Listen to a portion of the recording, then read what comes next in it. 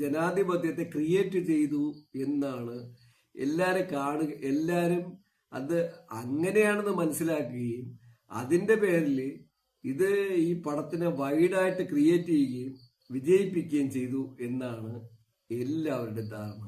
പക്ഷെ ഞാൻ പറയട്ടെ, എന്റെ കാഴ്ചപ്പാടിൽ കൂടെ ഇറ്റ്സ് റോങ്.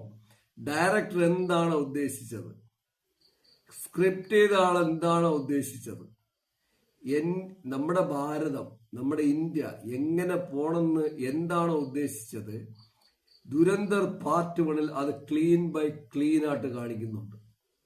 നിങ്ങൾ ഇങ്ങനെ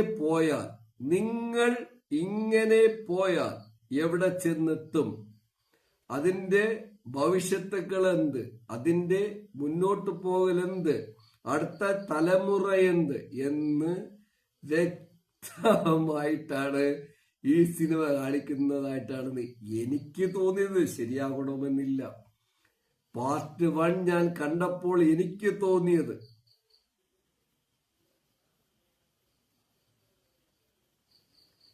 ഇച്ചിരി സൈലന്റ്, ഇച്ചിരി ഗ്യാപ്പ്. ദുരന്തർ അപകടം മണക്കുന്നു, അപകടം കാത്തിരിക്കുന്നു. ആരെയാണ്? എന്നെയല്ല. ദുരന്തർ സിനിമ പാർട്ട് 1 ക്രിയേറ്റ് ചെയ്തത് അതായിട്ടാണ് എനിക്ക് തോന്നിയത്.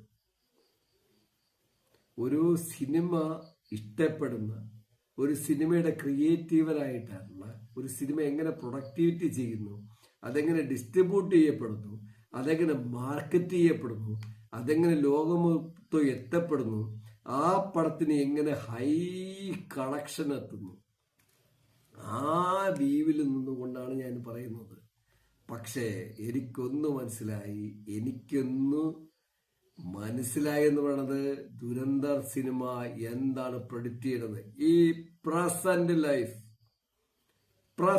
ലൈഫ് ഫ്യൂച്ചർ അല്ല,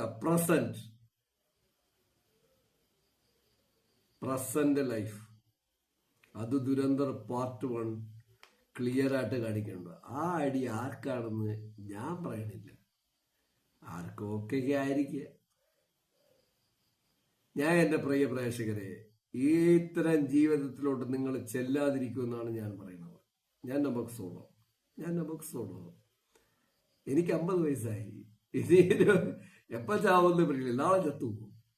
നമക് സോളോയെ ഞാൻ പറയണു, നിങ്ങള് ഇത്തരം ട്രാപ്പിക്കൽ, ഇത്തരം ആരും പടച്ചു വിടുന്നതിന് മുമ്പ് പോയിട്ട് വിടരുത്. ദുരന്ത സിനിമ തെളിയിച്ച് കാണിക്കണം.